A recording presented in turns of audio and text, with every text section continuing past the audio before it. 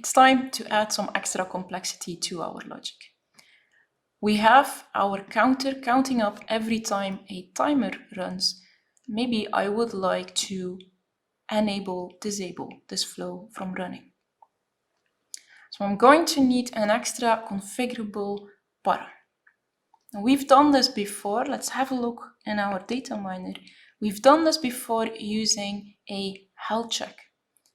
So we had a read component and a writable component. Now this time I would like to have the option between enable, disable, because I want the flow to either stop or to start running. So instead of having a slider, I want to have a toggle button, toggling between two different values.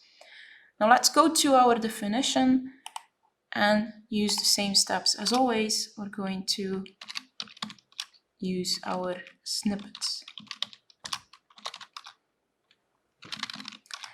And again, it's a displayed component, so I'm going to use displayed param. I'm going to give it ID 12, loop counter state, and this will represent the configuration of the counter flow. Now, as you can see, that this is basically the same thing as we've done for our health check. We gave it a name, we gave it a description, some info for the tooltip. It's internally still a number. Now, I've mentioned I want to pick disabled, enabled. Those are words, and why did I pick a number again? Well, internally, I could represent this to 0 and 1. And this is a smaller component. It's not a large text, so internally, memory-wise, it's a smaller thing to keep track of. So internally, I'm going to use 0 and 1. Still, on display as a human being, I don't want to see 0, 1. I would like to see enabled or disabled. So I need to translate this. Now, translating, making sure on screen I see something different than internally, that's where the measurement comes in. Previously, we had our health check as well. We had our example with the loop counter where we had an analog bar. So on screen, we showed something different. In this case, it will be represented differently as well. So the 0 needs to become disabled. For this, I'm going to use a type called discrete. You will find it as well. And again, via the snippets, I will find discretes in here as well. Param. Discrete. Now, a discrete, as you see, is a translation between display and value. In my case, I have multiple. That's also why I see the small warning indication. I'm missing something. I can have multiple combinations of this. So I'm going to add a overall tag, XML component, so I can group them together. Now you can see this is a displayed value. What do I want to show on screen? Disabled, and internally I want this to be 0. I can do the same, just copy paste for the enabled. Internally enabled is 1. So now I have defined a read component. Internally it's a number. The value 0 will represent on screen displayed. Value 1 will represent enabled. Now I'm not finished yet. This is just the read component. Remember, we had a writable component as well, and we can simply create it with generate a write param. So we get our wizard again. I will keep the same offset, keep that structure in my logic, and I'm going to use that setter component. As soon as I click on it, I want to copy the value of my writable param into my read param. So I hit OK, and we can see our param 62 popping up. Now it's not displayed yet, so I'm going to choose my configuration page. I'm going to, for instance, add it in here, add my write as well. Now it would be nice when I have my configuration, I can actually see the value that it has impact on as well. So I'm going to keep my counter displayed on my data page as well. Now imagine you don't want to see it on your second column. You can still just select them all, drag them to wherever you want it. So now I'm going to have 2 columns. That means my page will be split in 2. And on one side I will have my health check, on the other one I will have my counter and the loop counter state. Let's apply. This is purely display, so there's no logic running yet, but we can already have a look on our system. So let's go to the data page, and I have my health check, and on the other side I have my counter. My counter still running, as mentioned, there's no logic yet, and I have my loop counter state. Now remember, we see not initialized, that means that there is no value in there. For this case, for a state, I would not recommend keeping it empty.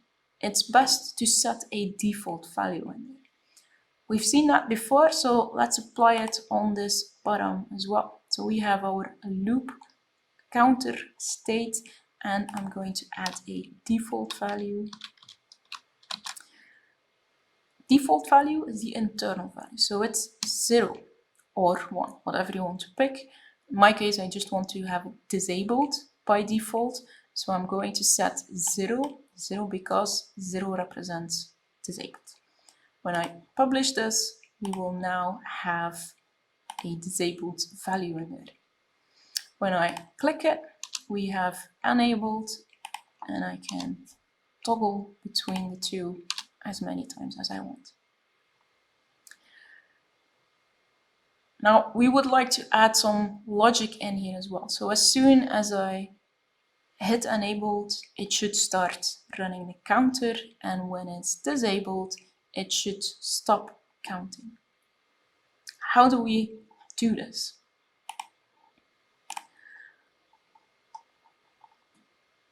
Now I can add logic, as we've done before. We add a condition on something. So we have our timer, and our timer is running our to-do. So I could say, well, whenever my state is disabled, my timer shouldn't perform its to-do anymore. So, well, yeah, I can add a condition here, my timer, and I can add something in here as well. But this is my timer. This is my regular base, and I could have other to-dos in here as well. So every 10 seconds I would like to run this, but also another to-do list and another to-do list and another to-do list. So maybe timers isn't the perfect place to add a condition for this group. Even when there's only one item in here, as we have in this example, I would still not recommend using a condition on a timer, because the timer is the only component that will behave a little bit differently when there's a condition on it. It will check its time. Is it time for me to run my content? Yes, it is. And then it will check. Is my condition met? If not, I will just linger here. I will continuously check. Can I execute it? Can I execute it? I'm already there. Please let me run my content. So only in exceptional cases, there's almost no reason why this condition should not meet. Then I will run my group. I would like to avoid conditions on timers at all costs. Of course, there are always exceptional cases, and that's why condition is available. Always think about your situation. Do I want to linger here? Because there's a downside. It will constantly check, and there's a load coming along with that. So conditions on timers, for our case, not the best idea. Then where do I put it? Well, I mentioned a group is my to-do list. And in my to-do list that I have in my logic, it's only going to run that loop counter. And that's what I want to stop or run in our case. So I can put my condition on this to-do list. Let's add a condition, same formatting. So whenever my configuration param, what's my configuration param? It's the param 12, when this is equal to 1, when it's enabled, I would like to run the content of my group. So my timer will take that to-do list and it will check, should I run my content? Yes or no. When it's enabled, I'm going to run my content. If it's not, so this condition is not met, it will not do anything with the content. So this seems the logic I require. I have my toggle button there, I could enable, disable it, previously tested, and I have a timer which will run my group. If my param 12, so my value of my configuration param is enabled, then it will run its content. Otherwise, it will not. Let's hit the publish button and see if this is running nicely. Let's go to the data page and, well, wait a minute, I had enabled previously. I kept it on enabled. Now, what did I miss again? I've mentioned it during the previous exercises as well. When I do not define that I have to store it, it will not store. So what happened? It returned to my default value. Now next to this, I can also see that my sessions aren't increasing. So my logic that I've added actually works. But every time I will restart my element, this configuration is not stored. So let's hit the restart in here as well, state, and I can restart, and you will see that my value is again disabled. Let's try it again. It's clearly enabled. I'm going to restart my elements, and we see that we're back to our default value. I want to avoid this. How do I do this? It's quite simple. I go to my param, and I'm going to say, well, I would like to save this. Yes, please, do save it. So what will happen as soon as we have value in here, it will store it into a database. When I restart my element, my data will be there. Let's hit the publish button, have a look. So now it wasn't saved before, so it returned to the default value.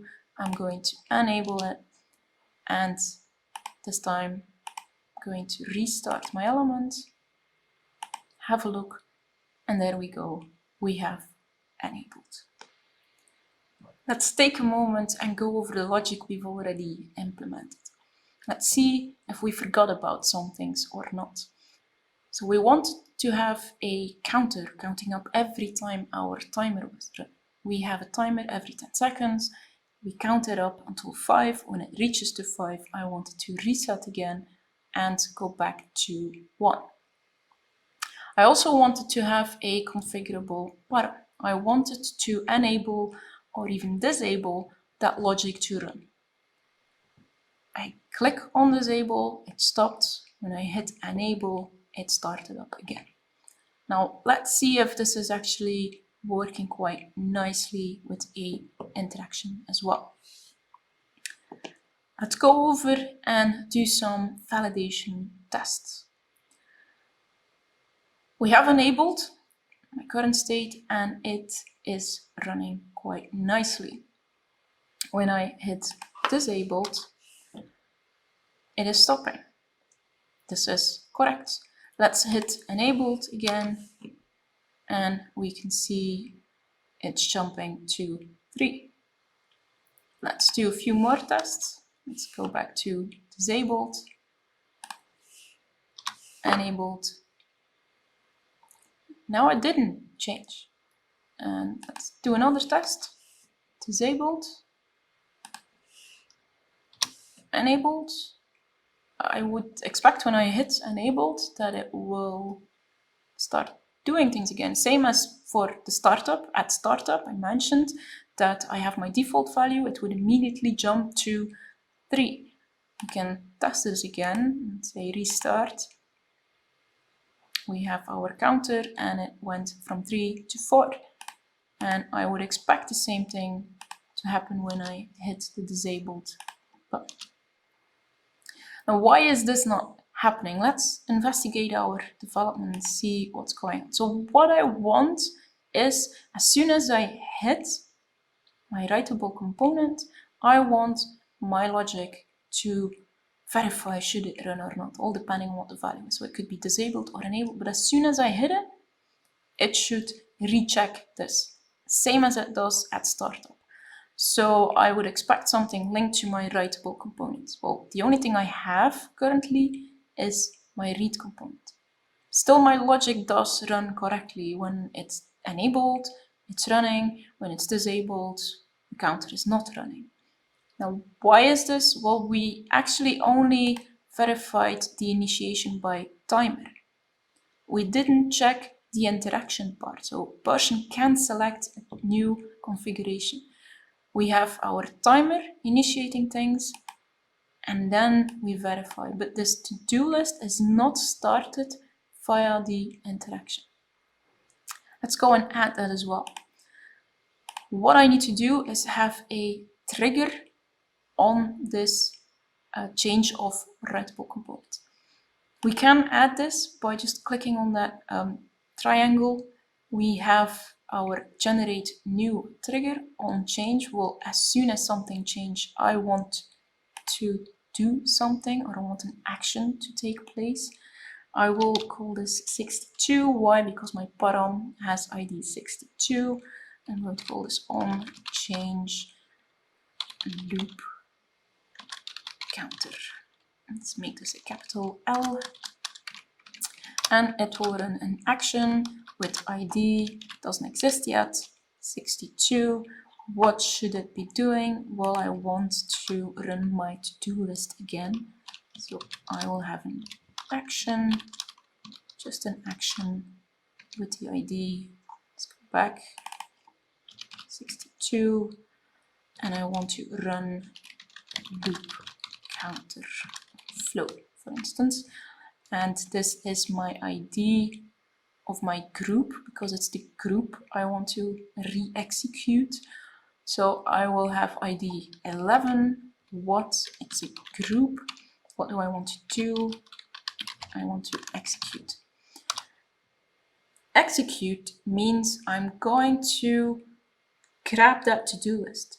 Imagine I already have dozens of to-do lists. I already have a stack piled up of things I have to start doing. Now, I just don't want to add it to that list or that pile. I want it to be added on top. That's the first thing you need to do. Because it's an interaction, I want it to have priority over something that happens on a regular basis. So it should be done as soon as possible. I click on something and I want to have an immediate effect. How do we do this? Well, we just indicate do it the next thing in the line. Why the next thing? Well, I don't want to break whatever you're currently doing. I don't want to impact it.